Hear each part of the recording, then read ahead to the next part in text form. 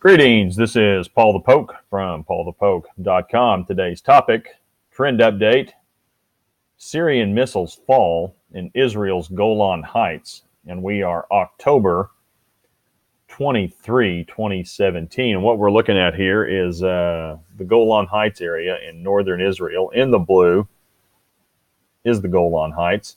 Up here to the north and east is Damascus, Syria. Scripture reference is out of Deuteronomy 4, verse 43, part B, and Golan in Bashan for the Manassites.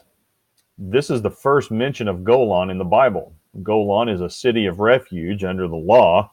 The purpose of the city is stated in the previous verse, Deuteronomy 4, verse 42, that the manslayer might flee there. Anyone who kills his neighbor unintentionally without being at enmity with him in the time past, he may flee to one of these cities and save his life. So a city of refuge is about the idea of manslaughter, and that if an accidental death takes place, it's a place for the person who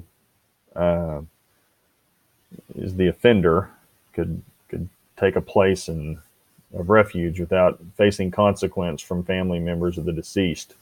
So the current events taking place in October of 2017 are not examples of manslaughter. We're going to zoom in tighter here. There we go. Right there. See if we can get Damascus in there. Okay, that'll work. Things appear to be escalating in the Golan Heights between Israel and Syria. 5 rockets were fired from Syria into Israel on Saturday, October 21, 2017. And it was initially believed these rockets were, quote, spillover from the Syrian civil war. Israel responded, and 3 Syrian rocket launchers were hit. Took care of that.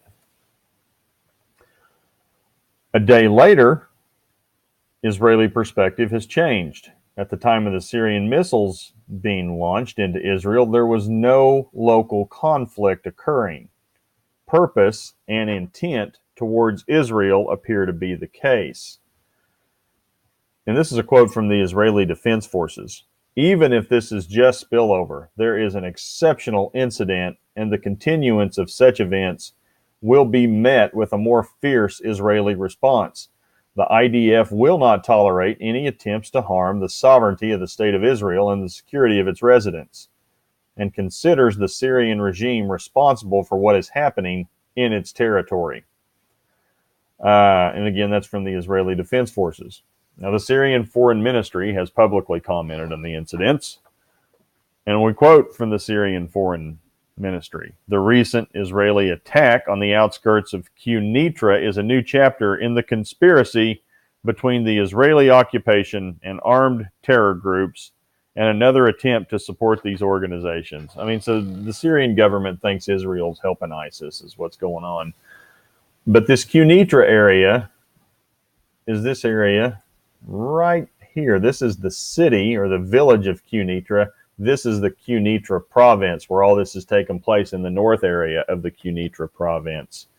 The Syrian spokesman went on to state, quote, dire consequences of these repeated aggressive actions, which cannot be seen as anything but support for terrorism and the criminal terror groups. Now, there's a little pocket of ISIS that's down here along this region of the Golan Heights. And Syria is primarily supported by Iran, so it's mostly Shiite on Sunni, and so the Shia thinks Israel is helping the Sunni Muslims. It's what it is. You can check some of this stuff out, timesofisrael.com. Israel believes rocket fire from Syria may have been deliberate, but the bottom line, in this area, in Damascus, in Syria, Iranian influence in the region is growing. Russian troops have been stationed in Quneitra, Syria since July of 2017. So they are right there. I mean, the Russians are there. They're building military bases there. The United Nations soldiers are also patrolling on location in the Golan Heights, and you can see this area in the Quneitra province. United Nations Disengagement Observer Force is positioned here. So you've got the UN, you've got the Russians, you have the Syrians, you have ISIS, you have Sunni Muslims, you have Shia Muslims, and stuff continues to drift into Israel. And it just makes you wonder. Today's current events appear to be consistent with prophecy in Scripture.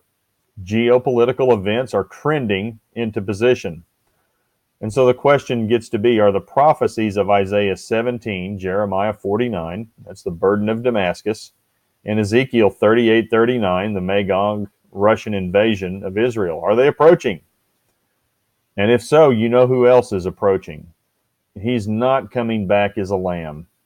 This time he will be like a lion. So I don't know where everybody's individual heart, mind, soul is in regards to Jesus, but you may want to take that into consideration, because when he comes back the second time, it's not going to be pretty. You want to be on his side with this deal. So did he die for sin or not? That's the issue. Was he raised from the dead? At any rate, if you're interested in these issues, please feel free to check out paulthepoke.com. Keywords: Golan Heights, burden of Damascus, Ezekiel 38:39. Appreciate you guys listening. Take care. Have a great day.